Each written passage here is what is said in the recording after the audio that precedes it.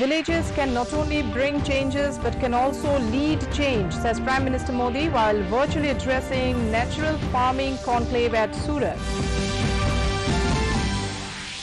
Eid-ul-Zuha being celebrated with religious fervour across the country.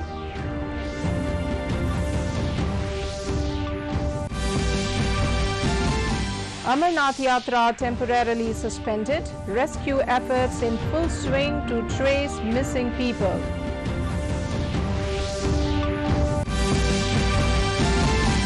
Manipur government approves Rani Garindu Lupi Singhi scheme for girl students.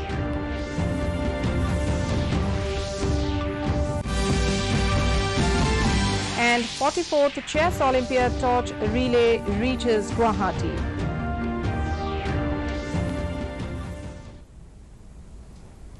A very good evening, viewers. Welcome to the Northeast News Bulletin. This is Sangeeta Bhattacharjee bringing to you the stories in detail. Prime Minister Narendra Modi has said that country's villages have shown that villages can not only bring change but can also lead the change. He said that the extraordinary success of the Digital India mission is also the country's answer to those who used to say that bringing change in the village is not easy. Addressing a natural farming conclave held at Surat in Gujarat through video conferencing today, he said that India has been an agriculture-based country by nature and culture. He said that our life, our health and our society is the basis of our agriculture system. Therefore, the progress of farmers and agriculture is necessary for the progress of our country.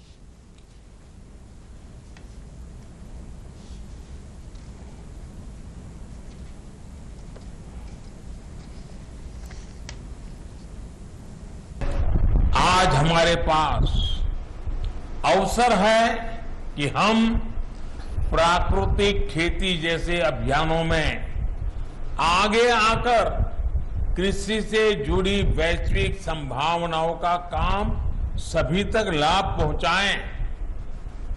देश इस दिशा में पिछले 8 सालों से गंभीरता से काम कर रहा है। परंपरागत कृषि विकास योजना और भारतीय कृषि पद्धति जैसे कार्यक्रमों के जरिए आज किसानों को संसाधन, सुविधा और सहयोग दिया जा रहा है।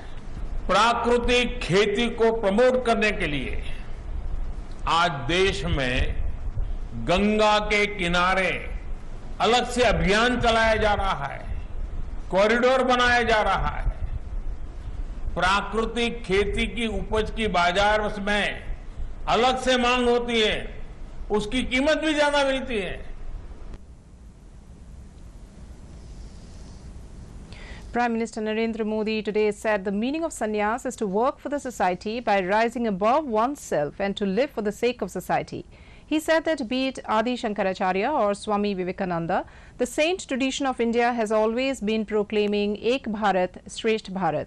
Addressing the birth centenary celebration of Swami Atmasthananda via video message, Modi paid his tributes to Swami Atmasthananda by reminiscing the time spent with him.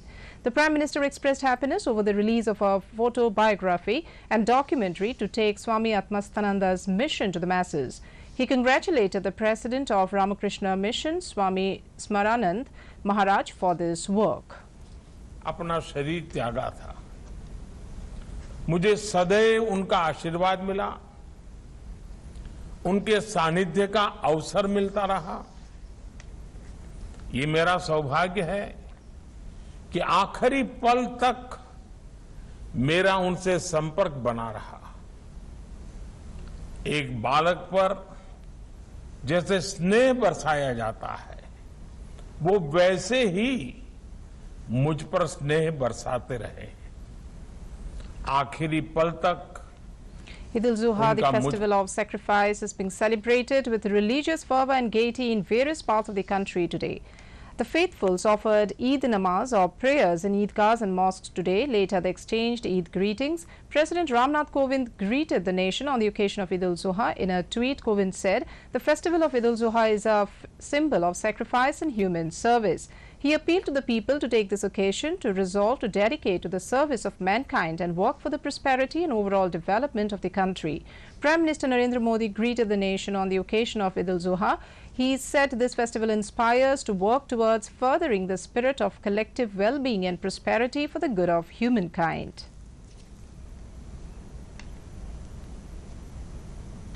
Sri Lankan President Gotabaya Rajapaksa has announced he will step down after protesters stormed his official residence and set the Prime Minister's house on fire last night. Neither the Prime Minister nor the President were present in the buildings. Lakhs of people descended on the capital Colombo, calling for Rajapaksa to resign after months of protests over economic mismanagement. Rajapaksa will step down on 13 July. Prime Minister Wickremesinghe has also agreed to resign. Parliamentary Speaker Mahinda Abeyewardena said the President decided to step down to ensure a peaceful handover of power. He had requested the public to respect the law and maintain peace.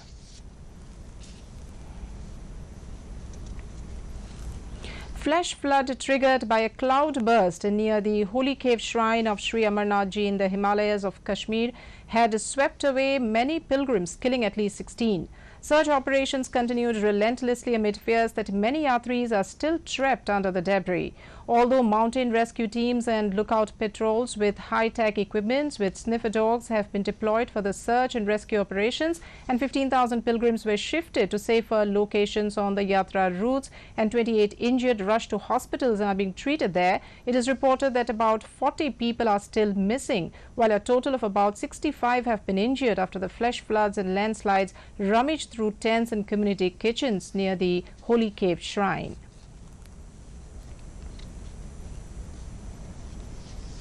The Manipur government today approved the Rani Gaidinliu Nupi Singhi scheme, which will facilitate financial grant for girl students coming from lower income group studying in class 11 in Manipur. Chief Minister N. Biren Singh said under the Rani Gaidinliu Nupi Singhi scheme, girl students in class 11 belonging to lower income group will receive rupees 25,000 over a period of 2 years to complete their secondary education.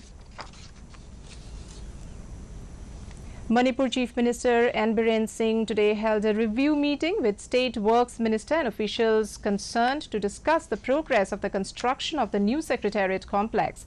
Construction work of the new Secretariat complex, which has been dragging for over a decade, likely to be completed within a month. Chief Minister Conrad Sangma inaugurated the new building of the Directorate of Education, Research and Training Annex at Malki, Shillong, in presence of Education Minister Lakmen Rimpui and local MLA Mezel Amparing Lingdo. Addressing the gathering, he said that government is laying emphasis to improve elementary education in the state and has come up with a roadmap to invest in early childhood education programs. 8.33 crore has been spent on the construction of the building, which was funded by Asian Development Bank. He said that the government has earmarked rupees 300 crores from the externally aided projects to make investment in early childhood education programs.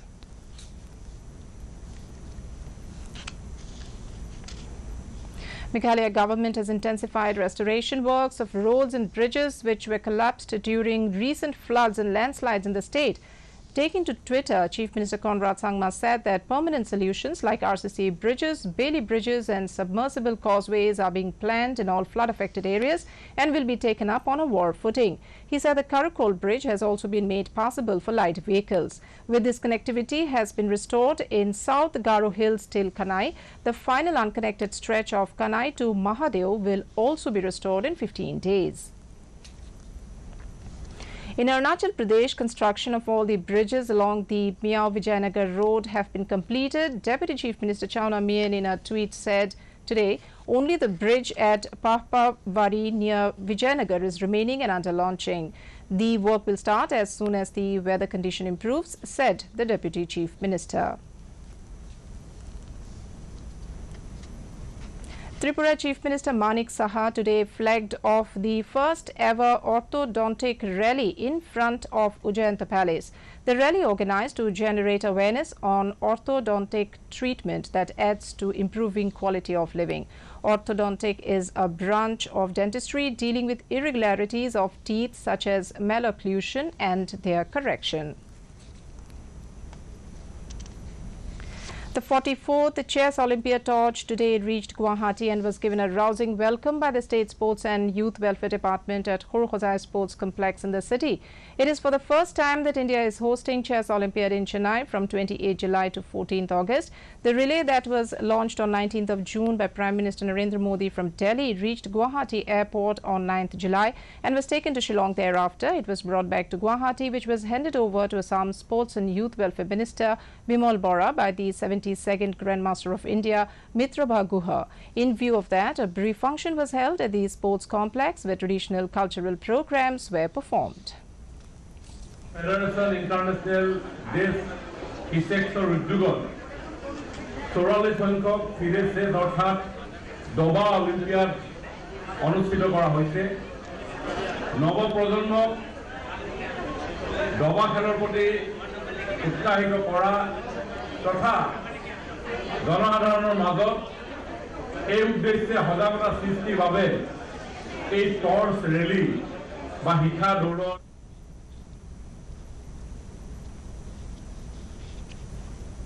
In cricket, the third and final T20 international of the three-match series between India and England will be played at Trent Bridge, Nottingham today. The match will begin at 7 p.m. Indian time. England has won the toss and decided to bat first, as per the reports last came in. India have already taken an unassailable 2-0 lead in the series after winning the first two matches. In Wimbledon, tennis men's singles final gets underway on centre court. Top seed Novak Djokovic is looking to make history and takes on Australia's Nick Kyrgios in the final. The 35-year-old Serbian is aiming to capture a 7th Wimbledon crown and 21st major title as he aims to close the gap on 22-time Grand Slam champion Rafael Nadal.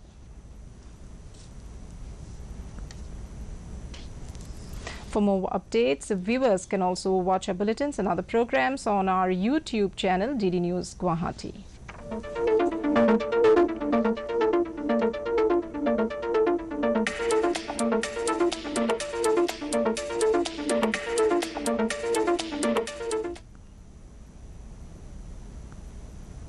And to end the news, the main points once again. Villages can not only bring changes but can also lead change, says Prime Minister Modi while virtually addressing Natural Farming Conclave at Surat. Eid al-Zuha being celebrated with religious fervour across the country.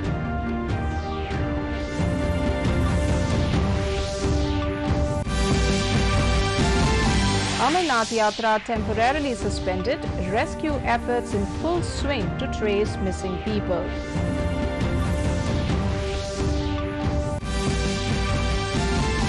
Manipur government approves Rani Garindiu Nupi Singhi scheme for girl students.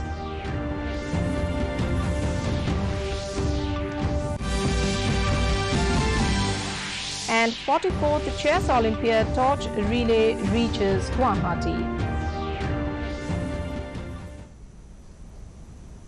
And that brings us to the end of this evening's bulletin. Thank you for tuning in. Namaskar.